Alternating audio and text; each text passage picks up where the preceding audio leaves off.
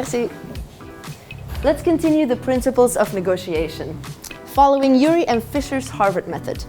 But before revealing principle 2, let's start with an example. Imagine a brother and a sister arguing over a bag of crisps. They both want to have the bag of crisps. So the solution seems easy. Let's have each of them have half a bag of crisps. Now, the situation might not be what it seems. The brother is just looking for a salty snack, whereas the sister wants the bag, can even be the empty bag, because she's going to a festival the next day. And she knows a clever party trick with an empty bag of crisps and a festival wristband. This example is not autobiographical at all. Though it seems like they want the same thing, they have different interests. And interests are desires, your motivations, your reasons for making a choice that can bring you to a certain position. And that leads us to the second principle of Ury and Fisher's Harvard method, which is focus on interests, not on positions.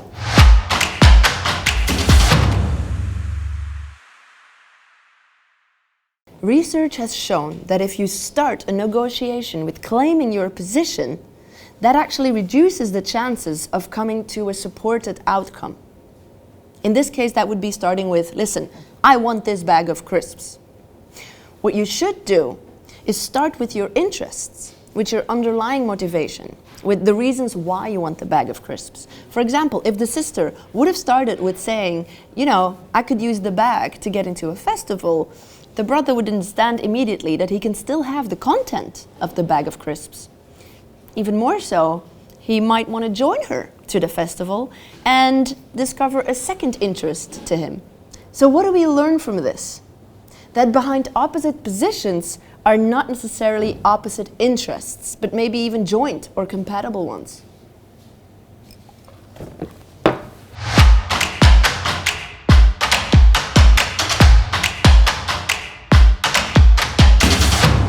We interrupt our program to bring you this important message. Okay, Fisher and Ury, who wants my bag of chips?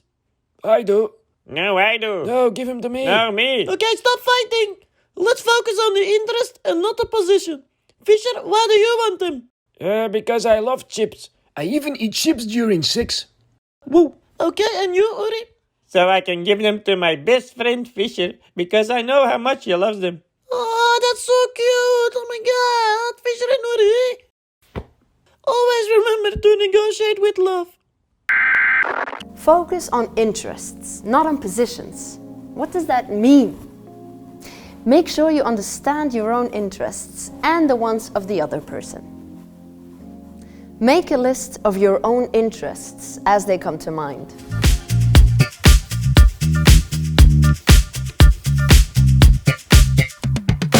Next, you rank your interests according to priorities, which means some of them are critical and some of them are desirable but not substantial.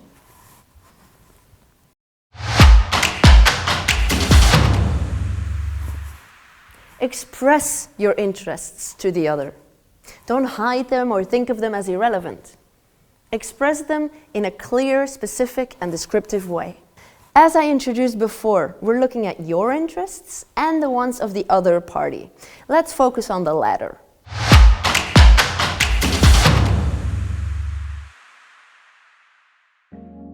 Discover them by asking the right questions and listening to the answer. Remember the LSD technique? Listen, summarize, and dig deeper. That means asking open questions such as, how come this? Or how come that? And then you can make a list of their interests.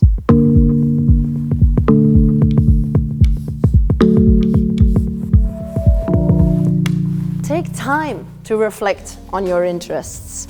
This phase is super important and often underestimated. Look and reflect on your interests before you go to possible solutions. 2 more things. If it's a long-term relationship, let the past rest. Look at what's currently on the table. Looking at the past will only complicate the matter. Last piece of advice, be hard on the problem, but soft on the people.